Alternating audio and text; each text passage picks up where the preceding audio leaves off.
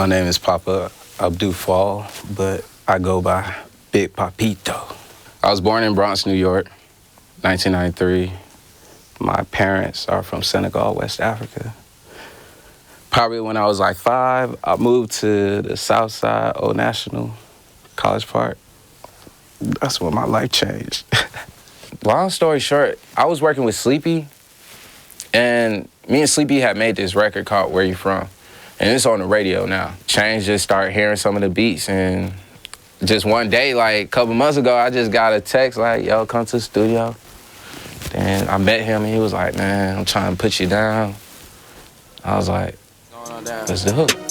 Big Papito. Flat show, wash roll, collar part, old neck, going on. 66, shady part, flat show, brush roll, Scott there. 27, Richard out, one way in, it's one way out. It's Big Papito. And today, Spinrilla has tasked me to make a beat using 3 different sounds. But I'm Big Papito, so that shit ain't nothing to me. Let's do it. So right here in front of me, I got 3 different cards. Each card has a different sound. I'm about to flip them up and see what I got. First card, text message alert.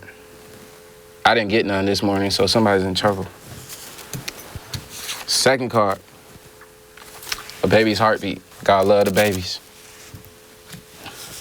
Last card, cartoon birds. I'm hoping it's Tweety. Let's do it. All right, so I already downloaded the sounds. Let me go ahead, put them on FL. I use FL and Ableton, but today I'm definitely gonna use FL. Okay. All right, we got the sounds on here. Let's see what's going on. Play the cartoon birds first. I already got a little cool idea for that. Let's hear the heartbeat.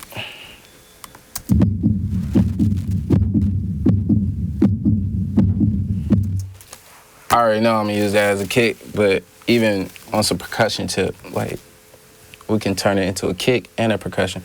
I got y'all. And let's check out this text notification.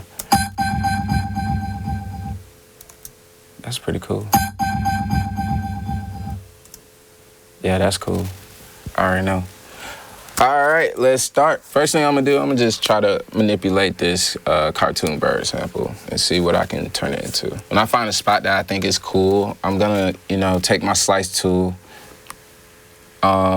make a cut, and usually I don't get it spot on because I'll do that in my edits. So I'm gonna use this little section right here. Let me go ahead and drag the sample into Fruity Slicer.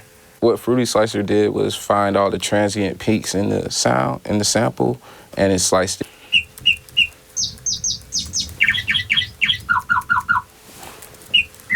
I'm gonna pitch it down a little bit, see what I get.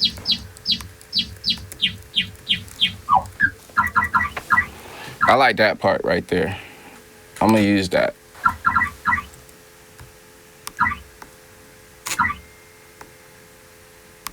When you're using Fruity Slicer, you have this slider right here. For me, I pitch it towards my ear because I feel like different genres of music have a different tone in the ear, and pitch is important for all your instruments. Pitch your drums, pitch your 808, and pitch them to the same key of the song.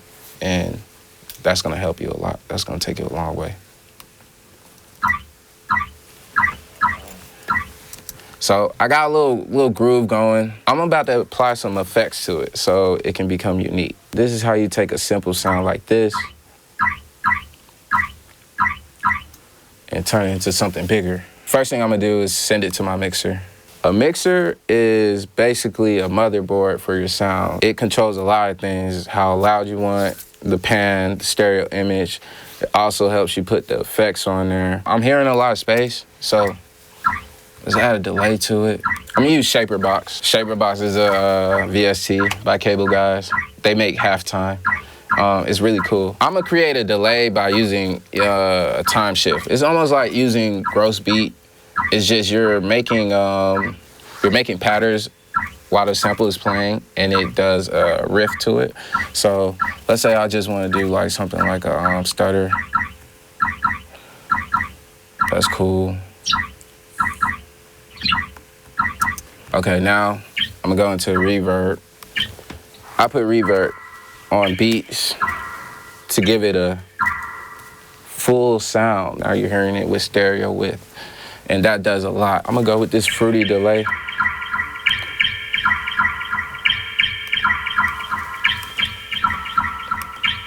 Now we're gonna get into the percussion. So I'm gonna do a regular 2-count on the hi-hat.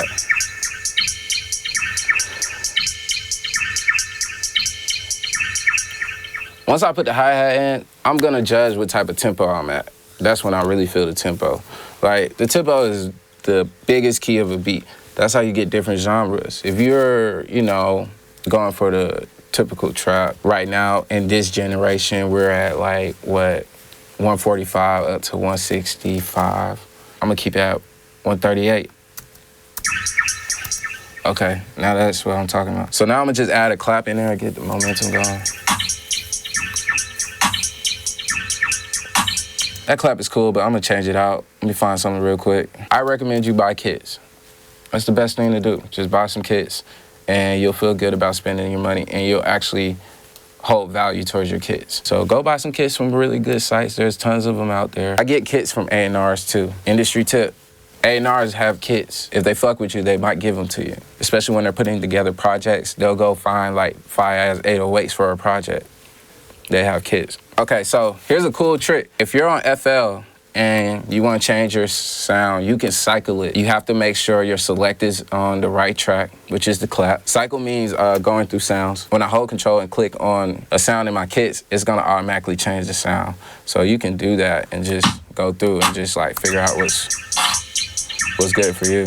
The most important thing as a producer, find what fits you or find what you like. Do what you like. Don't do what other people are doing. Usually I go through kits and I look for an 808 that I like.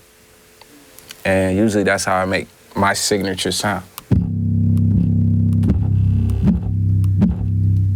First thing you need to do is just cut the 808. Make sure it's cut. Because if it doesn't cut itself, it'll collide and the shittiest shit you'll hear will come to your ears. Like, 2 808s colliding don't sound good. Open up the sample settings right here and then go to cut itself. Your 808 will cut itself. We gotta tune the 808. So the first thing I'm gonna do, I'm gonna send it to my editor. This is Edison. This is where I tune my 808s. Go to region, detect pitch, and it shows you what pitch your 808 is in. And it's in C, so it's already tuned, so we're good to go. If it wasn't in C, I would have to go to my channel settings and go to the wrench and come down here and right-click the right note it was supposed to be in. But it's already in C, as you can see. If you play keys and you were playing your melodies out the way you were playing them, you know, rule of thumb, music theory, everything is the same key. If you played it in the key of B and your 808 is in D, it sounds off. Most producers play by ear though.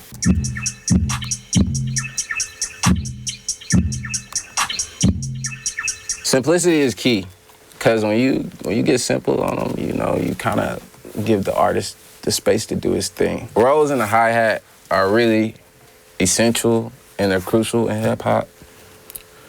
We love that shit.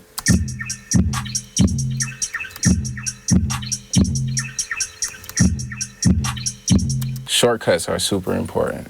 Learn the shortcuts of your digital audio workstation, and I swear to God, you'll come out hitting every time, like every time. It's just efficient, like you don't want to stay too long on a beat. All right, let's add some more of these other sounds in there. I'm thinking about this heartbeat. So with this, I'm thinking we can do something like a little break in the beat, you know, take it somewhere the beat has never been before. That's cool. Try something weird, you know what I'm saying? Weird sounds good, you know? Next, I'm gonna try to play with the ADSR so you don't hear too much of the end off. Give it that signature punch, you know? So what I did, I added a fruity blood overdrive. This is a saturator. And what it does is it gives it more saturation. It thickens the sound, kind of gives it a little bit of color, but beefs it up. Not too much, but just that right enough so it can just like kick. Now I'm gonna add some more sounds. I want to give the beat more body. I want to give it more direction. It's just bland right now. It's cool, but I'm about to Put that Papito sauce. Patent pending. Omnisphere is a plugin. A VST is a very powerful synth virtual software instrument. Everybody uses it. Everybody has Omnisphere. A very big key element in producing is sound design. When you're making beats, you have to have a sound design in mind.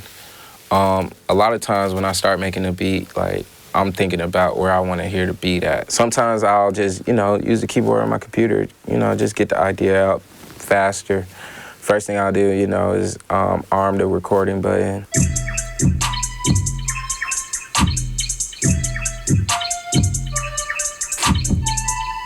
A little something, just to lay down. Now you have something to build upon. Looking at everything I played off of music theory, I just know I'm in the key of C major. That's just all white keys. I'm gonna quantize what I just did.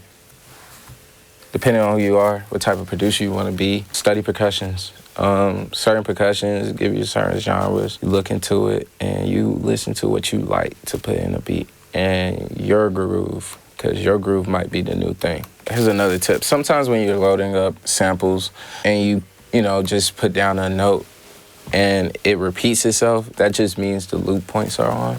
So you're gonna go open up the sample and you'll see this lit. Just turn it off and you'll be straight.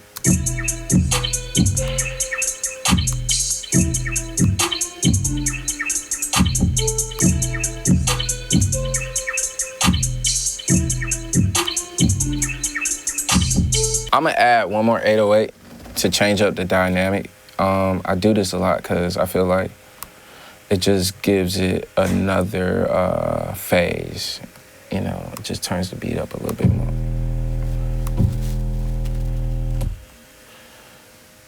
Contrast is good. Notice how the other bass was probably shorter. This one a little bit more longer. Just be different, just try new things. This one is at E, so I'm gonna show you guys how to tune your 808s. Every time you pull up an 808, it's probably gonna be at C. So I'm just gonna go over here, find C, and just right-click it. Now the root note is changed to E5 instead of C5, and your 808 is tuned. I'm gonna use the text notification. I'm gonna turn it into a hit of some sort. I'm gonna add some reverb to it, give it some space and some depth. I pulled up the fruity reverb. I'm gonna go to the size, turn up the size. Usually when you're using effects, you have a wet, dry knob. The dry is the direct input and the wet is the effect. If you balance it out and play with those knobs, you'll see what you'll get. What I just did was just make a copy of a sample through Edison. Edison, if you press record, it'll automatically record whatever is playing.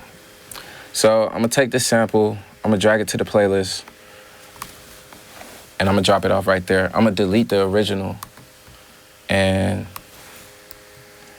I'm gonna trim this,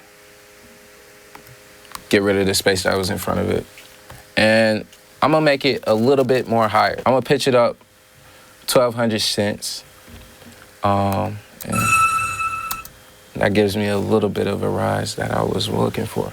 When you're laying out a beat, don't make it complicated. The most important part is simplicity. What you want to do is split your channel, your pattern. You do that by this window up here, and you go to split channel, split by channel. And that'll split up everything. And what you can do is keep clicking this, right-clicking it, and you can pick whatever instrument you made and line it up. So now we're gonna put everything on the playlist and start arranging.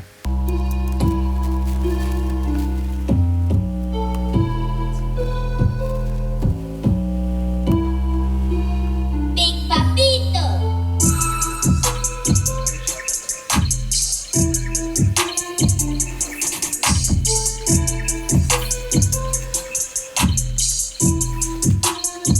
This beat sound like a Keed or a Lil GotIt beat, you know, some YSL shit, some smooth shit.